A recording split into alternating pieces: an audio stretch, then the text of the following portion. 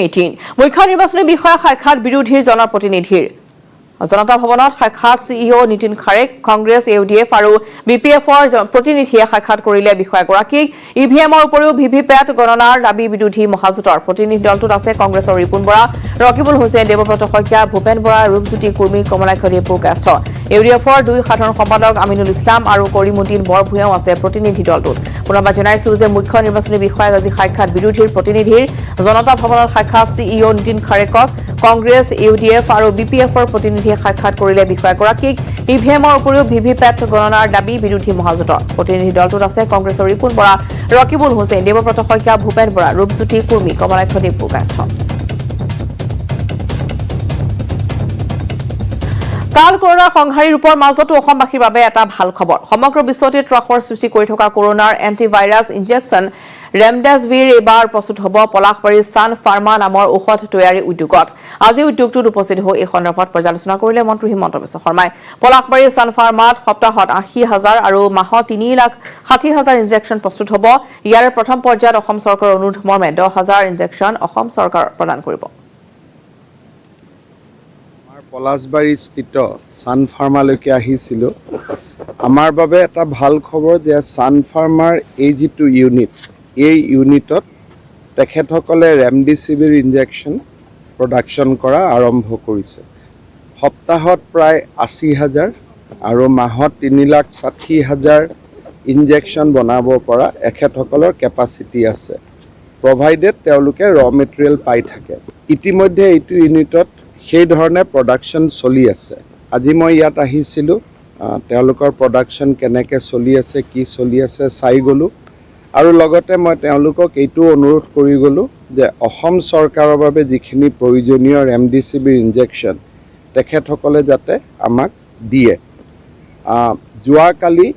তেওঁলোকৰ লগত আমি আলোচনা কৰিছিলোঁ আৰু তেওঁলোকে এতিয়া আমাক ১০,০০০ ৰেমডেছিভিৰ ইনজেকশ্যন আমাক দিব আৰু ইতিমধ্যে আমি আশা কৰিছোঁ যে ১০ বা ১৫ দিনৰ ভিতৰত এই ক্ৰাইচিছটো নোহোৱাও হৈ যাব কিন্তু যেহেতু পলাশবাৰীতে এতিয়া ৰেমডেছিভিৰ ইনজেকশ্যন উৎপাদন হ'ব সেইকাৰণে যদিও দেশৰ কাৰণে কৰিব তথাপিতো অসমৰ কাৰণে প্ৰয়োজনীয় ইনজেকশ্যনখিনি আমি ইয়াৰ পৰা পাম বুলি আশা কৰিছোঁ ৰাষ্ট্ৰপতি নাগৰিকৰ চিন্তা অভিভাৱকৰ ল'ৰা ছোৱালীৰ ভৱিষ্যতৰ চিন্তা ইয়াৰ মাজত নগুৰাকতি হৈছে কণ কণ শিক্ষাৰ্থীৰ আৰ্জেণ্টিনাৰ ৰাজপথৰ এক দৃশ্যই দিছে তাৰে ইংগিত ৰাজপথত পাঠদান ৰাজপথতে শাৰী শাৰীকৈ ডেস্ক বেঞ্চ মুখত মাস্ক পিন্ধি সামাজিক দূৰত্ব মানি বহিছে শিক্ষাৰ্থীসকল শিক্ষকে ৰাজপথতে শিকাইছে বুজাইছে কণ কণ শিক্ষাৰ্থীসকলেও ৰাজপথতে গ্ৰহণ কৰিছে পাঠ লিখিছে পঢ়িছে ছবি আঁকিছে এই দৃশ্য আৰ্জেণ্টিনাৰ দেশখনৰ ৰাজধানী চহৰ বিউনছ আইৰেছৰ দৃশ্য এখন বিদ্যালয়ৰ সন্মুখতে দেখা গৈছে বিদ্যালয় সদৃশ পৰিৱেশ ৰাজপথত পাঠদান চলি থাকিলেও পিছে ইয়াৰ উপলক্ষ্য বেলেগ প্ৰতিবাদ আকৌ চৰকাৰে লোৱা বিদ্যালয় বন্ধ কৰাৰ সিদ্ধান্তৰ বিৰুদ্ধে প্ৰতিবাদ দেশখনত প্ৰতিদিনে কোভিড সংক্ৰমিত হৈছে ২০,০০০ৰো অধিক লোকলৈ তাৰ পৰিপ্ৰেক্ষিততে ৰাষ্ট্ৰপতি এলবাৰ্ট ফাৰ্ণাণ্ডেজৰ যোৱা বৰ্ষৰ দৰে পুনৰবাৰ বিদ্যালয় বন্ধৰ নিৰ্দেশ চৰকাৰৰ নিৰ্দেশ পিছে সহজভাৱে লোৱা নাই বিউনছ আইৰেছৰ শিক্ষাৰ্থীৰ অভিভাৱকসকলে সেই ৰাজধানী চহৰখনৰ সকলো অভিভাৱক ছ'চিয়েল মিডিয়াৰ যোগে সংগঠিত হৈছে আৰু সাব্যস্ত কৰে এই অভিনৱ প্ৰতিবাদ তেওঁলোকে বিচাৰে বিদ্যালয়ৰ শ্ৰেণীবোৰ হৈ থাকক অৱশ্যে শিক্ষাৰ্থীলৈ কৰোনা সংক্ৰমণ ঘটিব পাৰে বুলি বিদ্যালয় বন্ধ দিয়া সিদ্ধান্তৰ কোনো সাল সলনি কৰা নাই আৰ্জেণ্টিনা চৰকাৰে news desk report news 18 Assam north east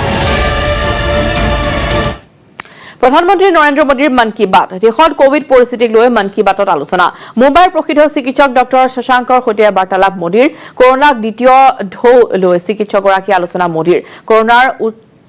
পৰিৱৰ্তনক লৈ উৎশংকিত হ'ব নালাগে কোভিডৰ লক্ষণ দেখা দিলে চিকিৎসকৰ কাষ চাপক চিকিৎসকৰ ওচৰলৈ যোৱা পলম হ'লে অধিক অসুবিধা হয় চৰকাৰী নিৰ্দেশনা মানি চলিলে বিপদ কম হয় কোভিড সন্দৰ্ভত যিকোনো তথ্য সঠিক উৎসৰ পৰাহে সংগ্ৰহ কৰক শ্ৰীনগৰ চিকিৎসক নাভিদৰ সৈতেও আলোচনা কৰে তেওঁ ভেকচিনক লৈ ছ'চিয়েল মিডিয়াত অপপ্ৰচাৰ হৈছে ভাৰতত উপলব্ধ দুয়োটা ভেকচিনৰে নাই পাৰ্শ্বক্ৰিয়া ভেকচিন লোৱাৰ পিছতো কোনো লোক সংক্ৰমিত হ'ব পাৰে কিন্তু ভেকচিন লোৱা লোকক ক্ষতি কৰিব নোৱাৰে কৰোনাই ভাৰত চৰকাৰে বিনামূলীয়া ভেকচিন প্ৰদান অব্যাহত ৰাখিব 18 বছৰ ঊৰ্ধৰ সকলোকে দিয়া হ'ব ভেকচিন वेव का सफलतापूर्वक मुकाबला करने के बाद देश हौसले से भरा हुआ था आत्मविश्वास से भरा हुआ था लेकिन इस तूफान ने देश को झकझोर दिया है राज्य सरकारें भी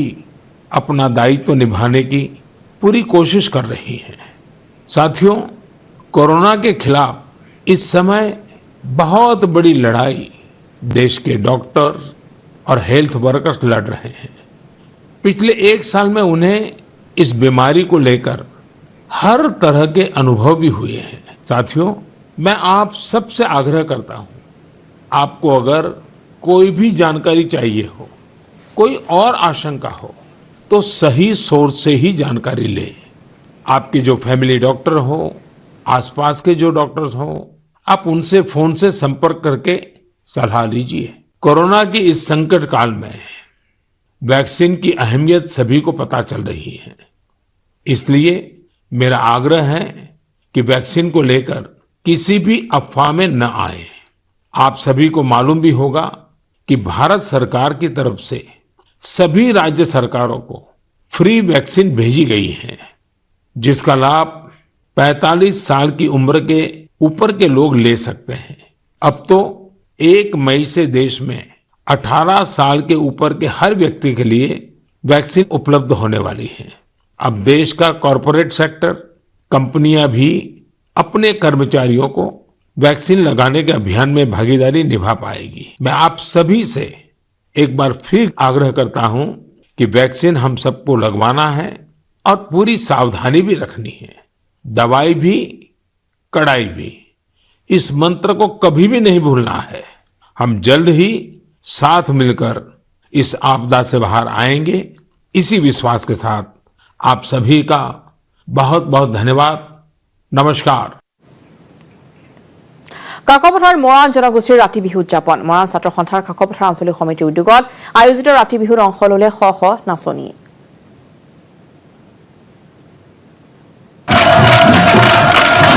কাকপথাৰত ৰাতি বিহু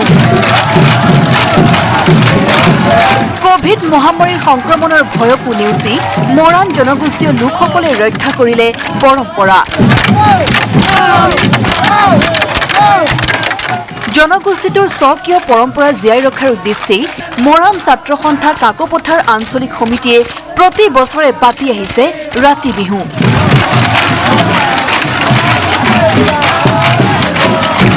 ৰাতি বিহুৰ আছে এক সুকীয়া মাদকতা প্ৰতি বছৰৰ দৰে এইবাৰো কাকপথাৰ ৰাজহুৱা খেলপথাৰত অনুষ্ঠিত কৰা হয় ৰাতি বিহু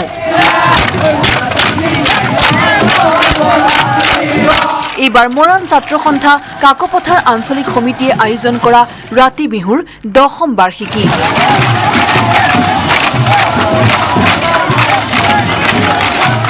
বিশ্ব করোনা মহামারীর ভাবে যে নীতি নির্দেশনা আছে নীতি নির্দেশনা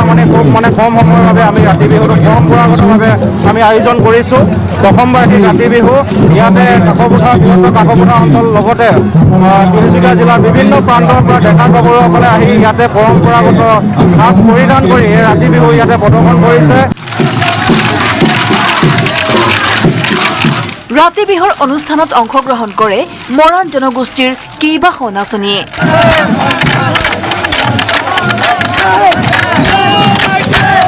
ডিগবৈৰ পৰা Rina Kakati Gogoi news 18 Assam north east কিশোৰীসকলৰ উন্নয়নৰ বাবে সমগ্ৰ ভাৰততে চলি আছে বিভিন্ন আঁচনি কিন্তু এই আঁচনিয়ে যেন ঢুকি নাপায় একাংশ কিশোৰীক সামাজিক পৰিৱেশ দৈন্যতা আৰু শিক্ষাৰ অভাৱত কোমল বয়সতেই আওপাতে যায় এই কিশোৰীসকল মহানগৰী কোৰ্ট আছে এনে ঘটনাৰ উদাহৰণ আগবঢ়াইছো এই এক্সক্লুসিভ ৰিপৰ্ট কোনে বচাব পঢ়াব বস্তি অঞ্চলৰ বেটিক কোনো নাই চাওঁতা দিনতে ৰাগিয়াল দ্ৰব্য সেৱন কৰি থাকে মাতাল হৈ যি সময়ত লাখ লাখ কিশোৰীয়ে ভৱিষ্যতৰ সপোন বাস্তৱায়িত কৰাৰ বাবে বিদ্যালয়ত জ্ঞান আহৰণত ব্যস্ত সেই সময়তে একাংশ কিশোৰী ব্যস্ত থাকে ৰাগিয়াল দ্ৰব্য সেৱনত এয়া মহানগৰীৰ মাজমজিয়াৰ লাখটকীয়া অঞ্চলৰ ৰেল লাইনৰ কাষত থকা এটা বস্তি অঞ্চলৰ দৃশ্য ধলং পলংকৈ আহিছে এগৰাকী কিশোৰী আহিয়েই পলিথিনেৰে ঘেৰা জুপুৰিটোত থকা বিচনাখনত ঢলি পৰিল এনে দৃশ্য কেৱল এগৰাকী কিশোৰীৰ ক্ষেত্ৰতে দেখা নাযায় এই অঞ্চলটোৰ বহু কিশোৰী উপযুক্ত পৰিৱেশৰ অভাৱত আওবতে বুলিছে বাদ স্বাস্থ্য বিভাগ সমাজ কল্যাণ বিভাগকে ধৰি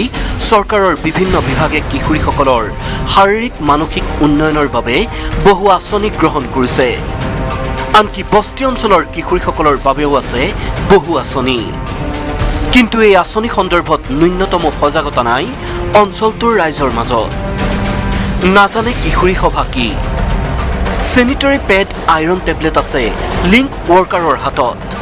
কিন্তু কিশোৰীয়ে বিচাৰে ড্ৰেণ্টাইট টেবলেট কিশোৰীগিলা